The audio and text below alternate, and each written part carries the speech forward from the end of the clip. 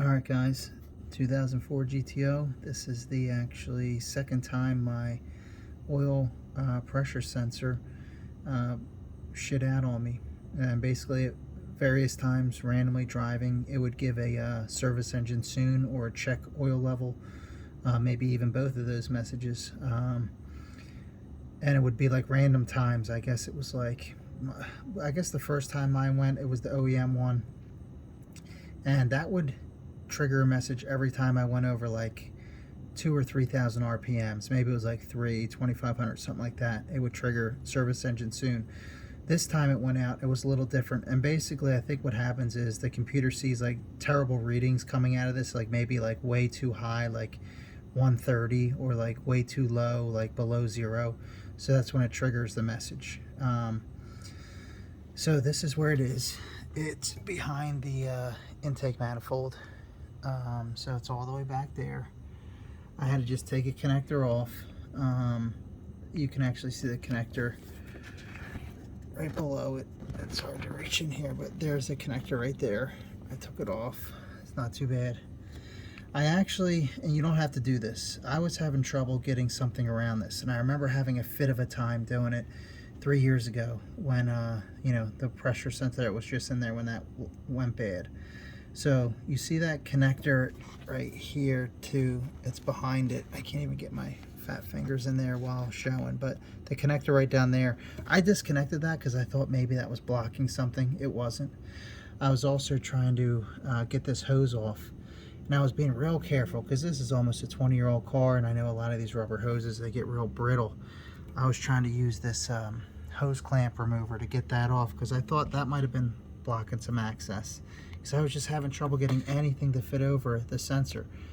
The sensor's removed, by the way, if you haven't figured that out. But this line that I was showing you goes to the brake booster. I guess it gives fresh air to the brake booster. So anyhow, how did I get it out? Well, oh, actually, I'll show you what failed. So I have these old sockets. I think they were actually my grandfather's. My dad gave them to me. You need 1 16 inches. That's what this is. Unfortunately, and this fits in here. Here's the old one. This fits in. Shit. Fits in, and it would work. However, it's like rounded. You see, it's like the 12-point socket. So this was slipping when I was trying to get it off, so it wasn't working. I was getting frustrated. So I was slipping. I'm like, oh no, I'm rounding it off. And I guess you could see, you know, where it was slipping there, all the way around it. You see those, you know. And I'm like, oh no, am I going to round it? Am I ever going to get this off? Maybe I rounded it too much. But this thing is naturally rounded. This is the old one. If you look down there too, you could see when you were looking, those shavings down there, that's from me rounding off the sensor that was in there. Also, I have to go digging in here. Maybe it's only the LS2s, but some of these have a little filter in there below this. I don't see one, and I'll even zoom in a little, or a lot. I see no filter beneath this, and I'm a little hesitant to drop the one that came with my new sensor in there, because I don't want it to just drop through, you know, if it's not supposed to go here.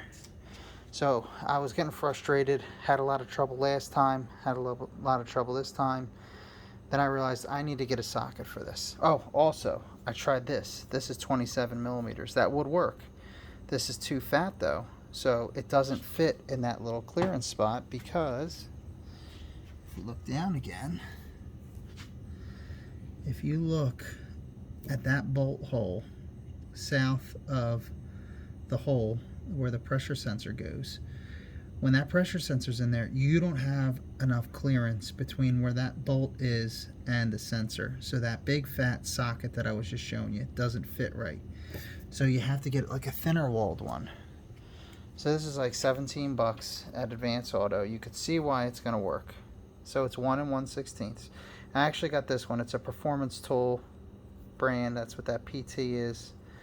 And it's actually for 1 1/16. That's the outer one. Then you could see the inner one in there. That's 1 inch.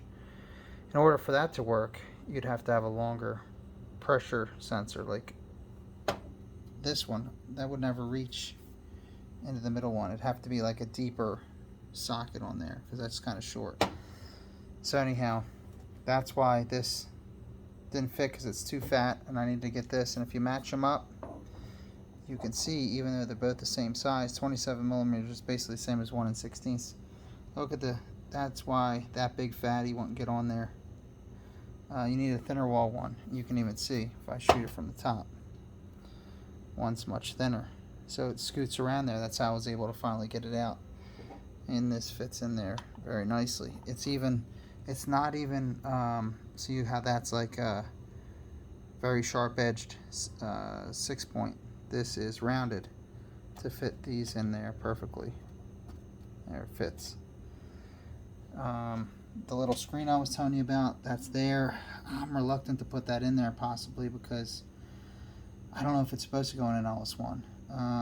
But in theory that would go below that and provide some screening. And then there's my new sensor. And even though it's a Dorman, I think it's actually all made by the same people, because I recognize that part number. That's the old GM part number. And I thought maybe mine failed. I got this off of eBay. Maybe it is a knockoff. But that number right there, which the flash is kind of, there it is, that 126777836, that's the OEM number. Now, whether this is counterfeit and they just put that number on there, or it's OEM and this part just failed in under 3 years, I don't know. But I have to throw a new one on, so I'm going to throw that one on, that Dorman. I think it's OEM anyway, like I said, and it should take care of my problem.